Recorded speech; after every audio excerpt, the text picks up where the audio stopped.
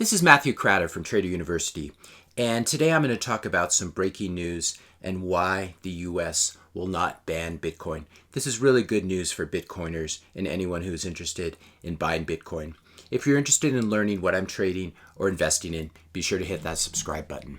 So the whole talk about banning Bitcoin, this is a real stumbling block for a lot of people. I get a lot of emails and comments about this saying, I'm afraid to invest in Bitcoin because I'm worried that the US is going to ban it. And what I've been arguing for the last year or so is that rather than banning Bitcoin would be something like banning the internet. It would really put whatever country does it at a big disadvantage.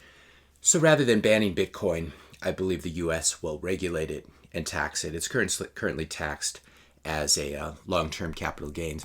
But here's the breaking news and how I interpret it. This is actually news from yesterday. This guy, Brian Brooks, he is the acting comptroller of the currency of the OCC. We're going to talk about that in a minute, what that means. But what a lot of people don't realize is that he used to work for Coinbase many years ago. So he obviously has a lot of crypto or Bitcoin sympathies.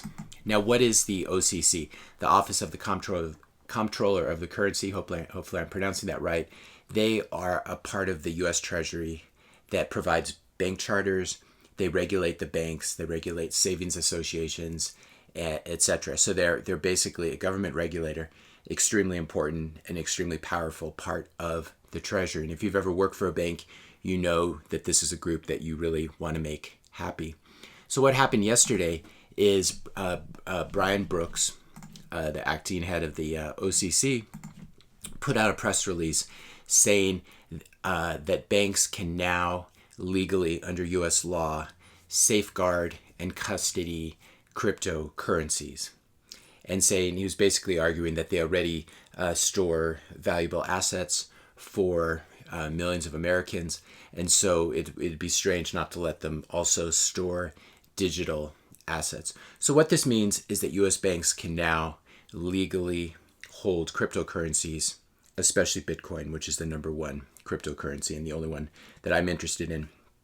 Bitcoin went up a lot yesterday on this news. I'm surprised it didn't go up more, actually, because this is quite huge. Because what it does is it shows us a couple of things. It first implies that the U.S. will not ban Bitcoin, at least not anytime soon. Maybe when Bitcoin has a $10 trillion market cap like gold and becomes very dangerous, then the U.S. may try to ban it. But that is so far away from now. That's call it 100x multiple from where we're trading right now.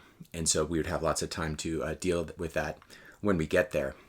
But what this also shows is that it's when an institution gets taken over by someone who likes Bitcoin or likes crypto, they change the existing laws. And I think this is what we're going to see across not just banking institutions, but across the whole financial system in the U.S. and across the political system.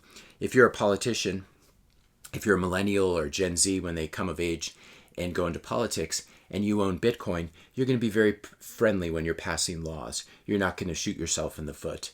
And so what we basically have now is a Bitcoiner who is running this part of the Treasury, the Comptroller of the Currency, and passing Bitcoin-friendly regulations. Now, this is very significant. Here's a tweet from Dan Romero, who says that when he was at Coinbase a few years back, they kept talking to banks that were all obviously regulated by the OCC about providing banking and payment services to crypto companies. So banks working with crypto companies like crypto exchanges, like Coinbase or Gemini.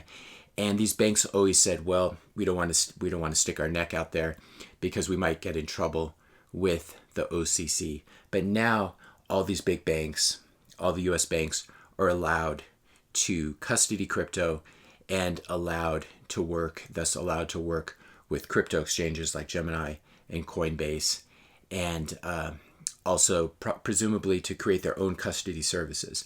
So I think now there's going to be a massive land grab.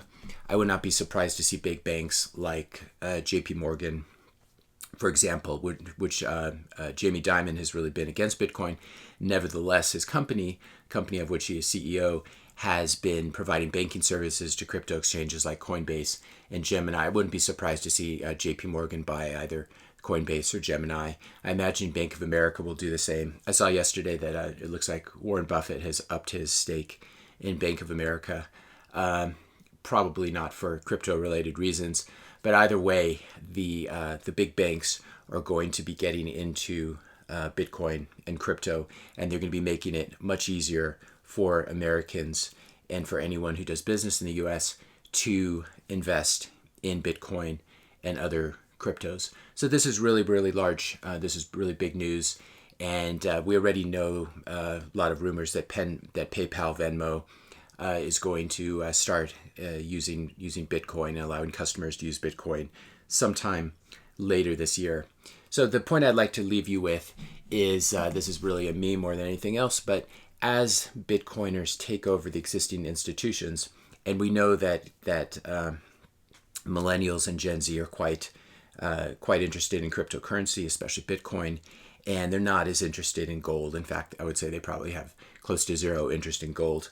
But the more people who own Bitcoin, who take over Congress, who become president, who take over the OCC, who may even show up at the Fed at some point, this is the sort of way that Bitcoin spreads itself around the world. It spreads itself through greed and through financial incentives. And so the more people who own Bitcoin, and the more of those people are active either at banks or in politics or as regulators, the more friendly this environment will become to Bitcoin. So I would say that we are quite safe from a Bitcoin ban for a very long time until insiders wake up and realize that Bitcoin is the Trojan horse that is actually about to bring down the whole global financial system and take it over. And at that point, it will probably be too late. And whatever jurisdiction is most friendly to Bitcoin will do the best, just as now the jurisdictions that are most friendly to the internet and most friendly to startups have done the best. Let me know your questions and comments. Hit that subscribe and like button if you found this video helpful, and have a great weekend. I'll see you in the next video.